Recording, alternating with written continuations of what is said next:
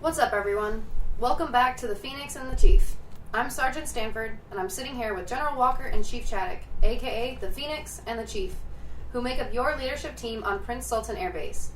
If this is your first time tuning in, we just want you to know this podcast is for those who rise up and accomplish the mission day in and day out here on PSAB.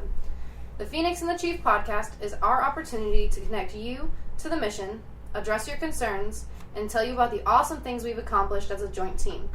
We appreciate everyone who has shown this podcast some love. We have been getting great feedback and lots of man-in-the-sand questions. Our sponsors are y'all out here crushing the mission, our soldiers and airmen. That's enough from me. Let's hear from the Phoenix and the Chief. Hey Chief, you seen all this coalition training that we got going on? Sir, it is absolutely crazy how our green suitors, our blue suitors are all marrying in with our partners of Saudi Arabia. I thought it was really pretty cool to hear about the Army Task Force Javelin guys. They're the guys that are flying around in the Blackhawks, and they're flying around. They're not only with our defenders, but they're also partnering up with the Saudi security forces to make our base more secure. How cool is that? I mean, being able to take our Saudi partner up in a Blackhawk, fly around, look at stuff, and make sure we're all safe and secure. That's right, and you know it's happening out on the fire department on the flight line too, because they're swapping posts with the RSAF fire department. Right there is something. Firefighting is something that is challenging, and it demands a lot of physical fitness. So to see our fire dogs out there marrying in with our Saudi fire dogs, that's some totally cool stuff. And you know, a lot of us know we got a lot of flying training that we're doing with the RSAF too. We got daily training flights where we're putting U.S. Air Force and RSAF fighters up in the same airspace so that they can actually train and integrate with each other. And as a matter of fact, we got 6 airplanes that are up doing that right now with the Royal Saudi Air Force's Air Warfare Center. Sir, that is absolutely phenomenal. As a non-pilot myself, I thought it was kind of challenging when we got back in our tower after 16 years and we were using our Saudi partners to land and launch aircraft. But now we're launching aircraft and flying in formation with them. What could be cooler than that? Yeah, so, you know, if you're listening to this and you go, hey, I could do some of that in my section or in my squadron, then I would say work toward that. Yeah, go get it. Hey, I want to give a shout out to Ops Maintenance and POL. They've been working really hard on hot refueling for our fighter jets. And what hot refueling means is I'm putting gas into a fighter jet that just flew a mission, and I'm not turning it off and I'm not getting the air crew out of it. That's what we call hot refueling or hot pit refueling. Yeah, I never knew that was possible. It's like Ricky Bobby in an airplane. It's Days of Thunder, crushed in with launching and fighting aircraft, and then NASCAR pitting them and throwing them back in the air. That's a great way of thinking about it. But you know, a fighter jet up there without ordnance is kind of just a big, fancy, good-looking trainer. So the next step that our guys took it to is they loaded missiles on right after they put gas in it. You got to be kidding me. Man, our freaking teams are crushing it. Yeah, and you know who else would agree with that is Secretary of State Mike Pompeo. So, you know, thanks to everybody who helped out with that visit. He was just here a couple of days ago, and the whole team knocked it out of the park.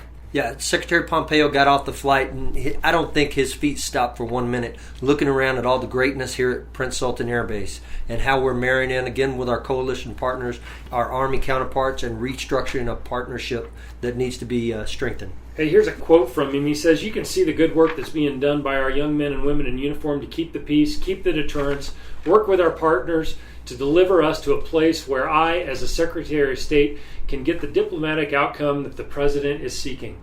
So think about that, Chief. Hey, that is absolutely mind-altering to have the guy that has the President's ear here in our backyard.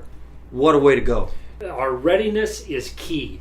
And we showcase that to Secretary Pompeo. We're going to keep expanding the boundaries of our readiness. One of the things that we're going to do is what's called a MARE.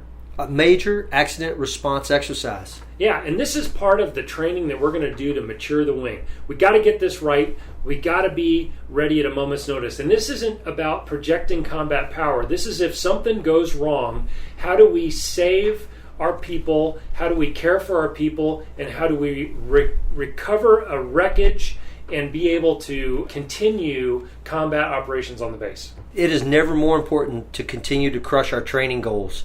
Training is something that we cannot overlook. Training helps us with our discipline. And there are times when our discipline is weak, our training will kick in, and then we push through and save the fight. Yeah, and this is going to be a full court press scrimmage that we're going to do on this exercise, and it's going to test out our new wing operations center. It's going to test out linkages between functional areas in our wing as we run a simulation that we've had an aircraft mishap on the base. So I'm really looking forward to the good training opportunity that we're going to get from this, and then the lessons that we'll be able to identify and implement coming on the backside. Hey, sir, me too. And I'll tell you what, one thing I'm really excited about is test driving that new wing operations center. Those guys and gals from CE and COM, electric shop, all over the base came together and just absolutely killed it, building us a great place. Yeah, I don't know what you can do in 8 days anymore. You can't get wash pods from Amazon in 8 days. But these cats, they moved tents, built a tent, and then built a wing operations center in 8 days from start to finish. Absolutely amazing. It looks like a Noah's Ark on the inside of a tent. That's right. Wow, thank you, sirs. We sure have a lot going on around base. No wonder we have so many man-in-the-sand questions rolling in. Each week, Public Affairs fields questions from around the wing and selects one to be answered and discussed during the podcast. Speaking of, I think it's time to hear what our question is this week. The question is, when should we expect commercial Wi-Fi across the base at LSA and Optown for general population use? Well, I'll tell you what, our commercial Wi-Fi has been changing. There's been 3 different efforts that we've been working on for Wi-Fi.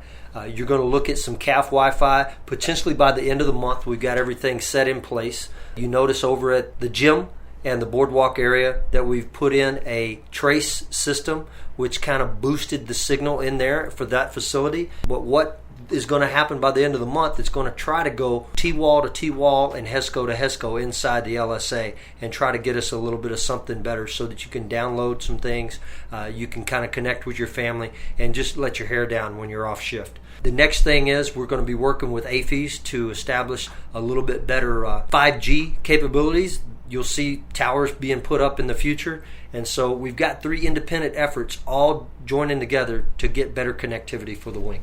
Well, that's it for this week's podcast. Continue to pass us your feedback and questions through our email or hit us up on social media. It's too easy, guys. Stay tuned for the next episode, Wednesday, March 4th. Until next time, you stay sandy, PSAB.